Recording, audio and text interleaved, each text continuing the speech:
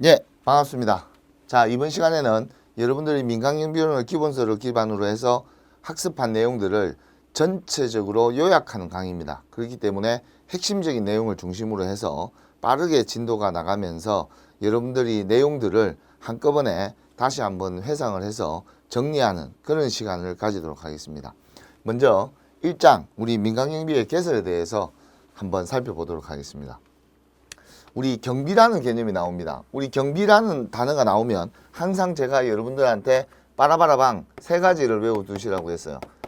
범죄를 예방하고 재난을 예방하고 그리고 화재를 예방하는 활동이 전부 다 경비 활동이다. 그래서 방범방제 방화 활동이 우리 경비 활동이 되겠다. 우리 경비는 민간경비와 공경비로 이 두 가지로 나눈다. 가장 차이점은 핵심적인 차이점은 공경비는 강제력을 가지고 있다는 것이고 우리 민간경비는 강제력이 없다는 거예요. 이 부분이 가장 본질적인 부분이기 때문에 체크를 잘 해두셔야 되겠습니다. 그 내용들을 한번 확인을 해보시고 다음은 우리 민간경비의 기본 개념에 대해서 한번 체크를 해보겠습니다. 우리 민간경비는 우리 개인, 개개인, 개인의 의뢰인이라고 하죠. 그죠? 의뢰자로부터 돈을 받고 그렇게 운영되는 영리기업입니다. 우리 민간경비의 개념에서는 개인과 단체가 모두 영리적인 활동을 할 수 있지만 우리 경비업법에는 법인만 할 수 있게끔 되어 있다는 게 차이점입니다. 경비업법에는 법인만이 할 수 있다. 법인만 우리 경비 서비스를 할 수 있다는 것이 가장 큰 차이점이다. 하지만 원칙적으로는 민간경비에서는 개인도 이런 활동들을 할 수 있다라고 되어 있는 거죠. 그래서 민간경비는 공경비에 대응되는, 즉 반대되는 개념입니다. 민간경비와 공경비는 완전한 차이점을 가지고 있다.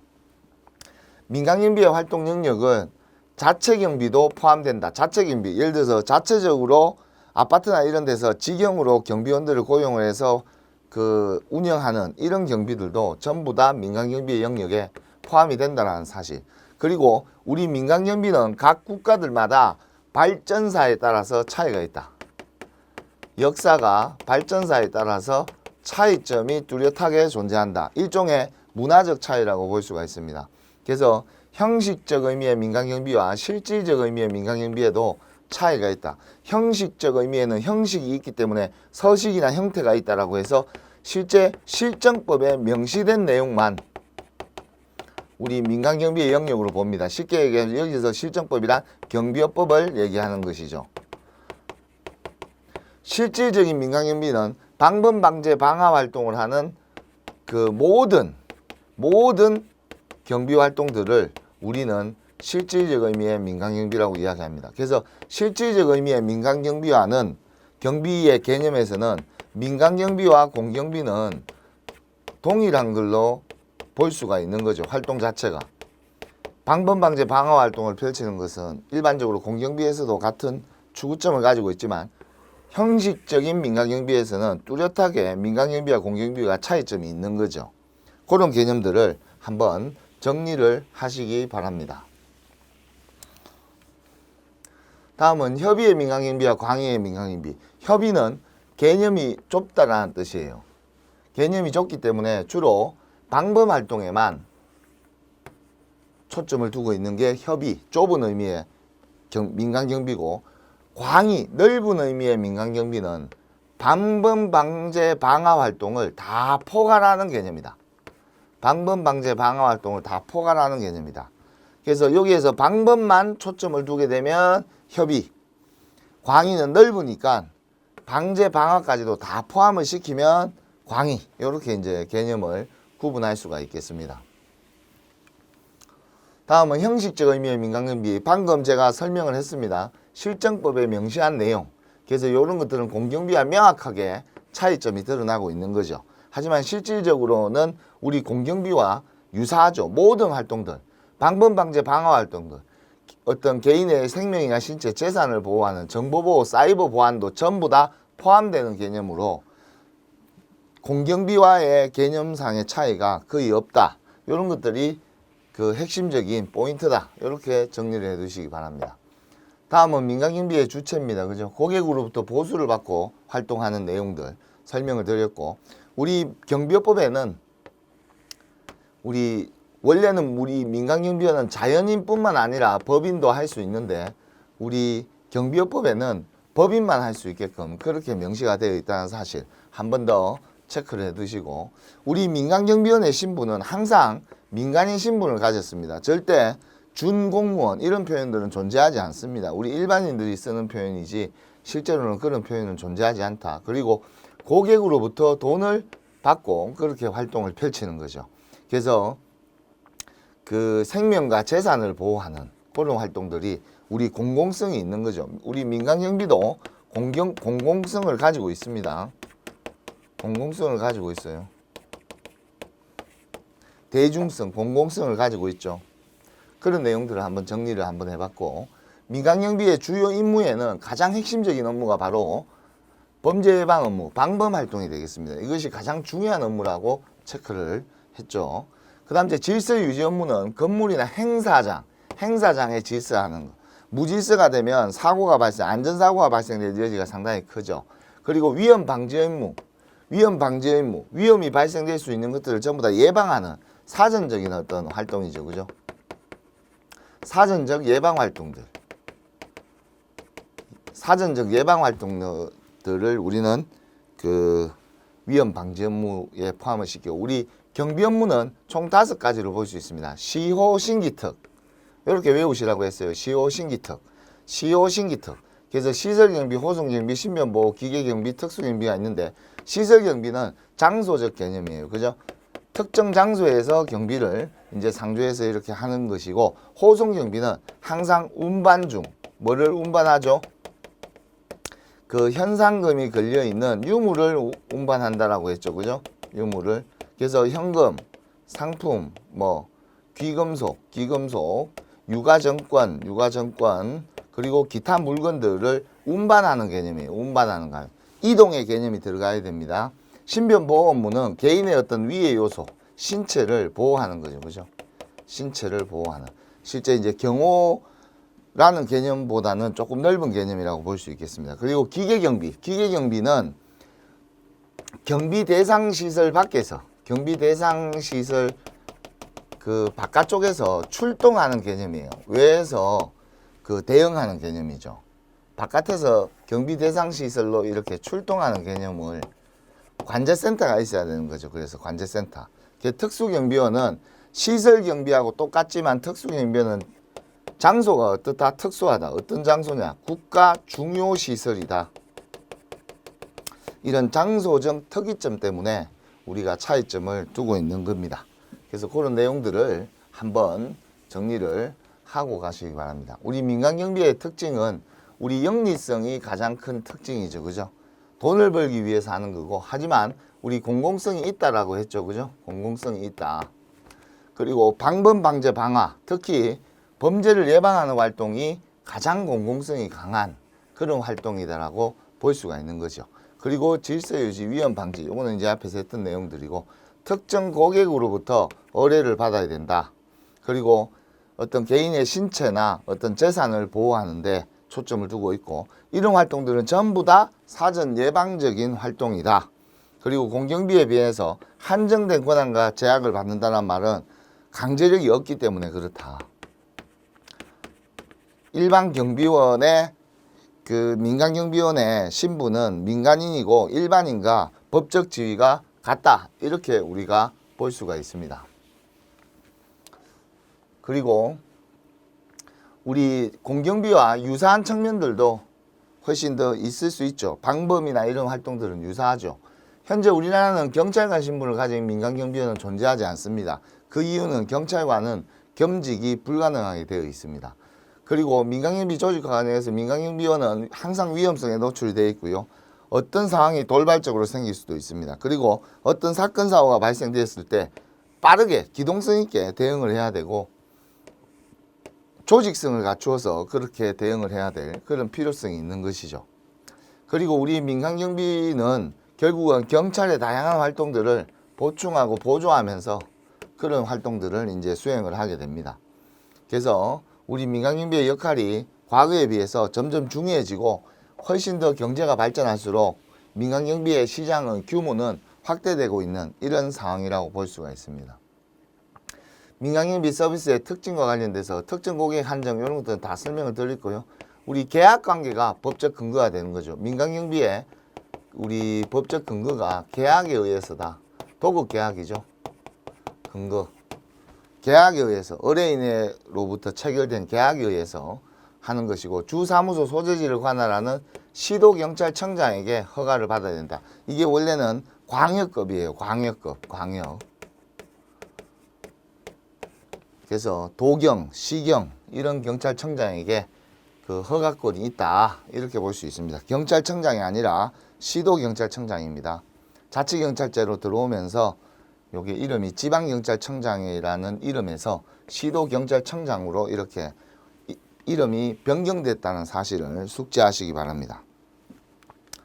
다음은 민간경비원의 사고 발생 시 대처 요령과 관련돼서 우리 민간경비원은 수사권 자체는 없어요. 그렇기 때문에 현장에서 어쨌든지 증거를 확보하는데 초점을 잘 두셔야 되고 증거가 인멸되지 않도록 그렇게 주의를 기울이셔야 된다. 그리고 현장에서 어떤 참고인의 그 목격자나 참고인 이런 사람들을 잘 체크를 해서 도움을 요청해야 된다. 협조를 요청해야 된다. 어떤 가해자나 피해자가 가벼운 상처를 입은 경우에도 경찰관이 현장에 도착할 때까지 남아있도록 요청해야 된다. 여기 가벼운 상처예요. 중대한 상처가 아닙니다. 그죠? 그리고 현장에 중상자가 있는 경우에는 즉시 구급 요청을 해야 되는 거죠. 그렇게 해서 구호 조치를 해야 되겠다. 이렇게 우리가 볼 수가 있습니다. 다음은 공경비입니다. 공경비는 민간경비에 대응하는 공경비의 몇 가지 이제 특징이 있죠. 그 가장 큰 특징이 공권력을 행사한다. 이게 이제 강제력이 있다. 이런 뜻이 되겠습니다. 가장 대표적인 기관으로는 검찰이나 경찰, 교정기관, 교정기관은 교도소를 얘기하는 것이죠. 공경비의 주요 임무는 민간경비와 유사하게 범죄 예방 활동이 있습니다. 그리고 차이점은 범인 체포나 범죄 수사, 요게 이제 가장 강력한 우리 민간경비에서는 할 수 없는, 예를 들어서 민간경비와 가장 큰 차이점을 나타내고 있는 그런 측면이라고 볼 수 있겠습니다. 사회 전반의 질서 유지 업무, 생명이나 신체 재산, 국민이나 개인의 생명이나 모든 이런 거 활동은 똑같지만 이 부분이 주로 뭐 때문에 민간경비와 차이가 있느냐, 결국은 강제력이 동원이 된다라는 측면이 가장 큰 차이가 되겠습니다. 그래서 이 내용을 체크를 하셔서 숙지해 두시기 바랍니다. 다음은 공경비의 특징에서 가장 큰 것이 공공성. 요거는 공통입니다. 민간경비와. 하지만 공익성과 비영리성이 가장 큰 특징이라고 볼 수 있겠습니다. 우리 그 민간경비는 영리성이 있거든요. 그리고 개인의 이익인 어떤 사익을 보호하는 이런 측면이라면 그런 부분이 차이가 있고, 우리 공경비는 강제력이 있다는 거, 이것도 가장 큰 특징이고, 그리고 우리 치안서비스 순수 공공재 이론과 관련돼서는 우리 순수 공공재는 비경합성과 비배제성을 가지고 있습니다. 그래서 비경합성은 추가 이용자에게 추가 비용이 발생되지 않는다. 이 말은 언제든지 예를 들어서 119 소방차, 즉 구급차를 급해서 또다시 부른다 하더라도 그것은 추가 비용이 들지 않는다. 키워드 추가 비용이 들지 않는다. 요거 비경합성, 경쟁관계에 있지 않다 이런 뜻이고, 비배제성은 그 대가를 지불하지 않는 사람을 배제할 수 없다. 이 말은 뭐 돈을 내지 않는다 하더라도 누구나 이용이 가능하다는 거죠. 누구나 이용이 가능하다. 누구나 이용이 가능하다. 누구나 이용이 가능하다라는 것은 비배제성, 배제시킬 수 없다 이런 뜻이고, 추가로 이용하더라도 비용이 들지 않는다라는 게 비경합성. 이 두 가지. 하지만 민간경비를 순수 공공재라고 여기게 되면 그만큼 민간경비 활동은 축소되는 경향을 보이게 될 것이다. 이렇게 이제 보는 거죠. 그래서 이런 것들을 한번 정리를 한번 해보는 그런 시간이다. 다음은 우리 민간경비와 공경비의 관계에 대해서 알아보도록 하겠습니다. 특히 이쪽 파트가 출제 빈도가 상당히 높기 때문에 여기에서 앞에 나온 개념들을 다 정리하시기 바랍니다. 그래서 우리 민간경비와 공경비의 공통점과 관련돼서는 범죄를 예방하고 어떤 국민의 재산을 보호한다는 측면, 그리고 사회적인 어떤 질서를 유지한다는 측면, 다양한 위험들을 방지한다는 측면은 기본적으로 공통입니다. 특히 범죄 예방과 관련돼서는 가장 큰 공통점을 가지고 있습니다. 그래서 이 부분이 우리 민간경비와 공경비가 영역이 겹치는 부분이 되겠습니다. 그래서 기본적으로 이제 범죄 예방 활동과 관련돼서 다양한 어떤 위험 방지 활동들, 이런 것들은 우리 공경비, 즉 공경비는 주로 쉽게 생각하면 경찰이라고 생각하시면 돼요. 경찰 활동. 여기 기업, 이쪽도 기업, 이렇게. 민간경비는 일반적인 민간 기업이 주체가 되는 그런 활동을 이야기하겠습니다. 민간경비와 공경비의 차이점과 관련돼서는 강제력이 가장 큰 차이점이 되겠다. 그래서 공경비는 범인을 체포하고 수사할 수 있는 이런 어떤 강제력을 행사할 수 있는 측면들이 있고, 민간경비에서는 이런 활동들은 할 수가 없다는 거죠. 그래서 그 공경비는 주체가 정부, 경찰, 민간경비는 영리기업이 그 주체가 된다는 거, 이런 것들의 차이점을 뚜렷하게 알아두시기 바랍니다. 시험에는 민간경비와 공경비의 차이점을 주요 출제 포인트로 출제를 하고 있습니다. 공경비의 목적은 주로 법 집행, 이런 강제력 행사고, 민간경비는 주로 우리 그 사익보호, 이런 쪽이 주로 그 목적이 되겠습니다. 그리고 공경비는 범죄 예방과 대응이지만 민간경비는 범죄 예방적인 측면에서만 활동을 하게 돼 있고, 경비업자는 불특정 다수인에게 경비를 제공할 의무가 없죠. 불특정 다수인에게 제공할 의무는 없어요. 특정인, 의뢰인, 돈을 내는 사람, 특정인, 의뢰인에게만 서비스를 제공을 하는 거죠. 그런 어떤 특징들. 하지만 민간경비는 공경비는 불특정 다수인에게 서비스를 제공을 하는 거죠. 모든 국민들에게. 공경비와 민간경비와의 관계와 관련돼서도 우리 그 민간경비의 도움 없이 공경비만으로 공동의 안정과 질서를 유지하기가 현실적으로 어렵죠. 그죠? 그래서 상호 상당히 보완적인 어떤 협력적인 그런 관점으로 우리 봐야 된다. 민간경비와 공경비의 관계를 그렇게 보셔야 되고, 공경비는 국민의 내는 세금으로 운영이 되지만 우리 민간경비는 개인이 부담하는 어떤 이런 관계다. 그리고 우리 민간경비는 법적 근거는 경비계약에 있지만 공경비는 주로 법령인데 법에 이런 활동을 할 수 있다라고 돼 있다. 예를 들어서 경찰공무원법이나 또는 경찰관 직무집행법상 경찰관은 다양한 범죄 예방 활동들이나 수사, 체포 이런 것들을 할 수 있게끔 법으로 근거가 마련되어 있다. 이렇게 이제 볼 수가 있겠습니다. 우리 공경비와 민간경비의 비교와 관련돼서는 아주 중요한 어떤 맥락이 있겠습니다. 특히 우리 그 여기 강제력이 있냐 없냐, 요게 이제 가장 큰 이제 중점적인 특징이라고 볼 수 있겠습니다. 그래서 우리 일반 공경비는 주로 이제 일반 국민을 대상으로 하는데, 우리는 민간경비는 고객이고 범죄 예방과 대응이지만 여기는 범죄 예방에만 초점이 있다. 그리고 범죄 예방, 위험 방지 업무, 질서 유지 업무는 항상 공경비와 민간경비와 공통이다. 그래서 공경비는 상당히 넓은 의미로 포괄적이고, 민간경비는 특정 의뢰인에게 돈을 받고 활동만 펼친다. 특히 주체는 공경비는 정부, 경찰이 되겠고, 민간경비는 영리기업, 민간경비 회사가 될 것이고, 범인을 체포하고 수사하는 활동까지 다 할 수 있지만 우리 민간경비는 단순하게 재산을 보호하고 손실 감수하는 활동만 할 수 있다. 공경비의 가장 큰 특징은 일반 통치권, 국가의 지배권이라고도 합니다. 이게 국가의 지배권. 국가의 지배권을 행사하는 데 초점을 두고 있지만 우리 민간경비와 관련돼서는 개개인의 사건, 계약, 도급 계약이죠. 그죠? 도급 계약에 주로 근거를 두고 있다는 것이 차이점이 되겠습니다. 우리 민간경비의 성장 요인은 공권력은 무조건 무한정으로 늘어나진 않아요. 공권력이. 그래서 일정 부분 민간 영역에서는 민간 경비가 활동이 필요하다. 그리고 범죄나 손실이 지속적으로 경제가 발전할수록 증가하고 있다. 개인과 조직은 과거에 비해서 안전에 대한 의식이 훨씬 더 정대됐기 때문에 민간 경비가 앞으로 더 추가적으로 발전한 여지가 상당히 남아있다. 이렇게 우리가 볼 수 있겠습니다. 다음은 우리 민간경비의 성장 이론과 관련돼서 몇 가지 한번 보도록 하겠습니다. 우리 경제환원론, 우리 경제 문제로 환원이 된다. 이런 어떤 주장들이거든요. 이 경제 환원론적인 주장은 우리 민간 경비가 결과적으로는 민간 경비가 성장한다라는 말이 이게 결론이에요. 근데 그 원인이 어디에 있느냐? 그 원인이 다양하기 때문에 여기에서는 경제 환원론, 발생 원인은 경제 문제에서 찾겠다. 이렇게 이제 보는 거죠. 경기가 침체가 되면 실업자가 증가하겠죠. 그렇게 되면 자연 발생적으로 생계형 범죄들이 증가한다는 뜻이에요. 요런 논리. 그러면 이 생계형 범죄들을 막기 위해서 민간 경비가 성장하게 된다. 요런 논리거든요. 그래서 요게 이제 순차적으로 요런 논리로 이제 전개가 되는 거죠. 그렇게 되면 어떤 문제가 생기냐? 실업자는 잠재적인 범죄자가 된다라는 어떤 말도 안 되는 그런 어떤 논리가 성립된다는 뜻이죠.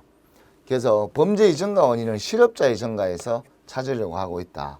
그래서 이런 것들은 실제 미국에서 경험론적 관찰에 의해서 근거로 잡고 있지만 너무 논리적으로 한계가 있고 어떤 실업자를 확정적으로 잠재적 범죄자로 본다는 것 자체가 논리에 맞지 않는다. 이런 어떤 측면을 비판을 받고 있는 주장이 되겠습니다. 그래서 여기 이제 단순 논리적 한계가 있고 너무 확정적으로 그렇게 논리를 전개하는 거. 쉽게 얘기해서 우리 실업자가 증가하면 범죄가 증가하는 것은 상관관계임에도 불구하고 이거를 인과관계인 것처럼 설명한다는 것 자체가 어떤 논리적인 모순이 있다. 이렇게 우리가 볼 수가 있겠습니다. 다음은 공동화 이론입니다. 공동이라는 것은 구멍이 났다. 이런 뜻이에요. 공동화가 됐다. 사각지대 일종의 빵꾸가 났다. 구멍이 났다. 보안에 또는 그 범죄의 어떤 경찰 활동에 사각지대 이런 구멍이 난 부분을 우리 민간 경비가 이 구멍이 난 부분을 보완하면서 그렇게 지금 성장을 해오고 있다. 그래서 민간 경비가 그것을 보완하거나 대체하면서 그렇게 성장을 하고 있다. 그래서 공동 상태, 빵꾸 난 상태를 우리 민간 경비가 보충을 하면서 그렇게 결과적으로 민간 경비가 성장한다. 이렇게 이제 바라보는 그런 관점입니다. 그래서 우리 공동화 이론은 우리 공경비와 민간 경비의 어떤 관계적인 측면을 상당히 초점을 두고 있는 이론이죠. 그래서 사각지대를 메워주는 관점에서 민간 경비가 성장을 했다. 이렇게 주장하는 것이 공동화 이론의 가장 큰 핵심이다. 그래서 공경비와 민간 경비가 상호 협력적이고 보완적이고 서로 대체적인 어떤 이런 어떤 관계로서 발전을 해왔다. 이렇게 이제 보는 것이 공동화 이론입니다. 그래서 이런 경쟁적인 어떤 관계적인 측면이 이제 보이는 거는 실제 협력적이고 보완적인데 왜 민간 경비와 공경비가 경쟁적인 관계로 이렇게 보이느냐? 그거는 공경비와 민간 경비를 명확하게 구분하는 법령이나 규칙, 어떤 경계선이 불명확하기 때문에 경쟁 관계인 것처럼 보인다는 뜻이에요. 실질적으로는 협력 관계라는 뜻이죠. 이쪽이 더 크다. 상호 보완적 관계다.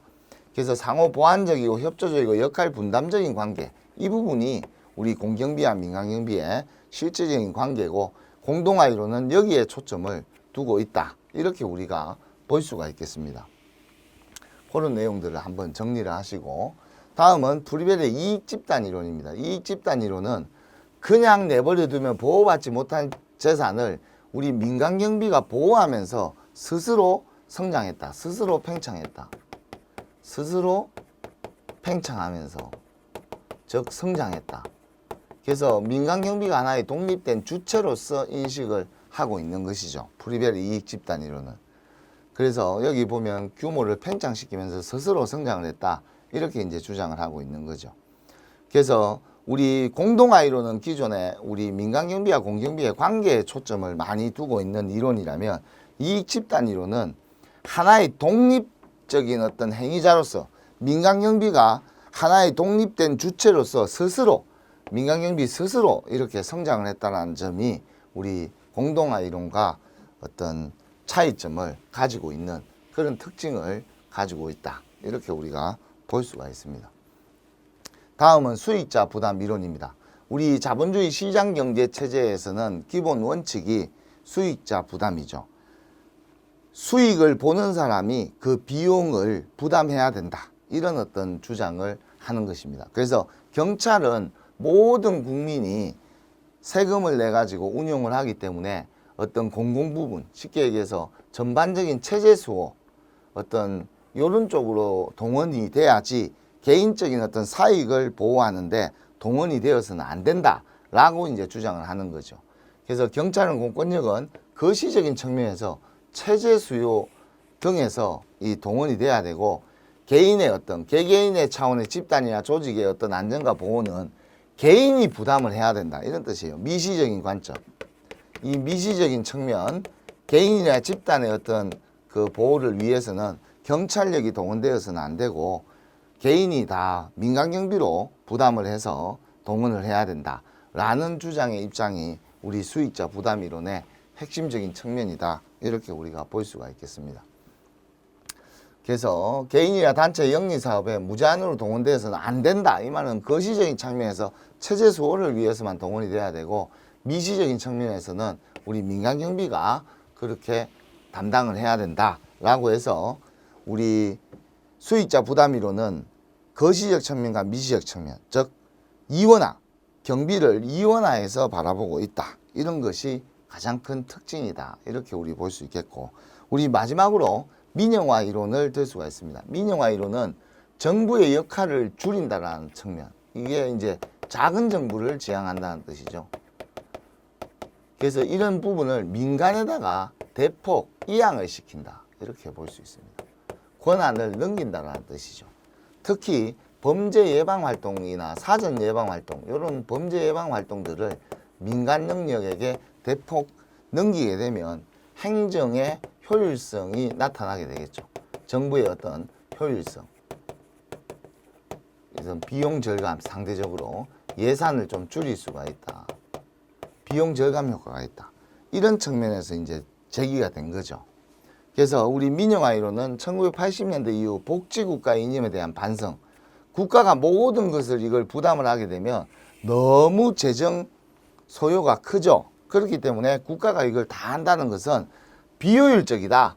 이 비효율적인 부분을 극복하기 위해서 민영화가 대두가 되었고, 2010년도에는 우리 민영교도소, 우리 경기도 이천에 있는 소망교도소와 같은 종교단체가 운영하는 이런 형태로 민영화를 시켜서 운영하게 되면 행정비용도 훨씬 더 감소하는 이런 결과를 가지고 오고, 그 결과 우리 민간경비가 훨씬 더 성장한다라는 그런 관점을 가지고 있는 특징이 있겠습니다.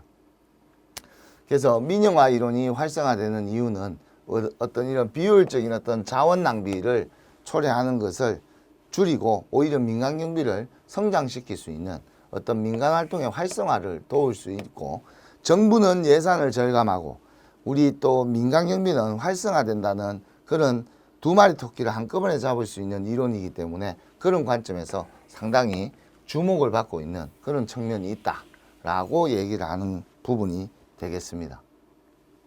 다음은 치안 서비스 공동생산 이론입니다.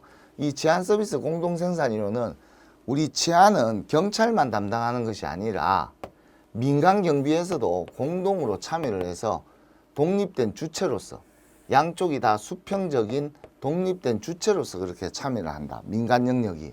그래서 가장 중요한 부분은 공동생산 이론에서는 공동으로 생산한다라고 했어요. 치안 서비스를.